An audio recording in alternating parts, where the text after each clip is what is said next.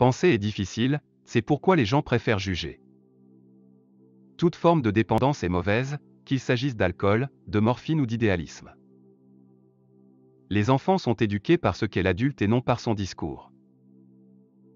Les gens feront n'importe quoi, aussi absurde soit-il, pour éviter d'affronter leur propre âme. Je ne suis pas ce qui m'est arrivé, je suis ce que j'ai choisi de devenir. Vous êtes ce que vous faites, pas ce que vous dites que vous ferez. L'homme ne supporte pas une vie vide de sens. L'homme a besoin de difficultés, elles sont nécessaires à sa santé et sa croissance. Malheureusement, il ne fait aucun doute que l'homme est dans l'ensemble, moins bon qu'il ne s'imagine ou qu'il ne veut l'être. Personne ne peut tomber si bas s'il n'a pas une grande profondeur. Le seul but de l'existence humaine est d'allumer une lumière dans les ténèbres du simple être. Chaque vie humaine contient un potentiel. C'est que le potentiel n'est pas réalisé, que la vie a été gâchée. S'il n'y avait pas les sauts et les scintillements de l'âme, l'homme pourrirait dans sa plus grande passion, l'oisiveté. Le processus divin de changement se manifeste à notre compréhension humaine, comme punition, tourment, mort et transfiguration.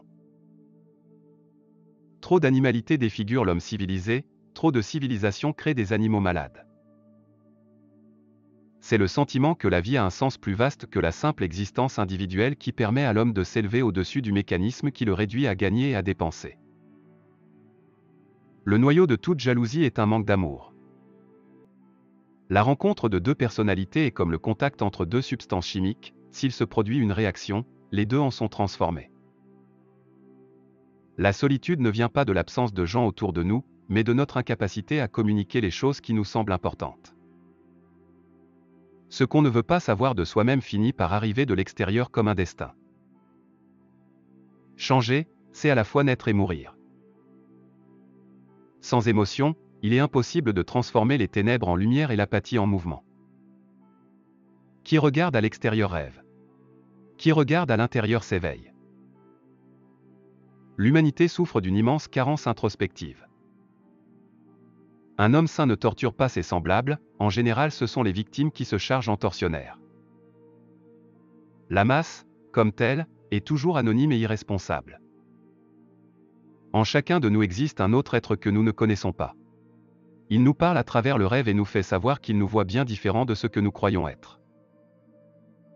La réalisation de son soi se situe à l'opposé de la dépersonnalisation de soi-même. Hors de la liberté, point de moralité. Apprenez vos théories aussi bien que vous le pouvez, puis mettez-les de côté quand vous entrez en contact avec le vivant miracle de l'âme humaine. Tout ce qui nous irrite chez les autres peut nous amener à une compréhension de nous-mêmes. La plus grande tragédie de la famille est la vie non vécue des parents.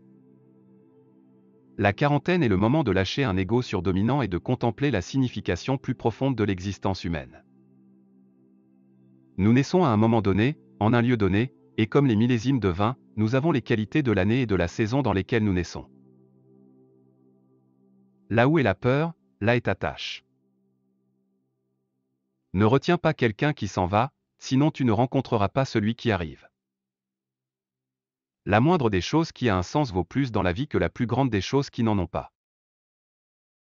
Que faisiez-vous enfant pour que les heures passent comme des minutes? C'est là que réside la clé de vos poursuites sur cette terre. Connaître ses propres ténèbres est la meilleure méthode pour faire face aux ténèbres des autres. La dépression est comme une femme. Si elle se présente, ne la chassez pas, invitez-la, offrez-lui un siège, traitez-la comme une invitée et écoutez ce qu'elle veut dire.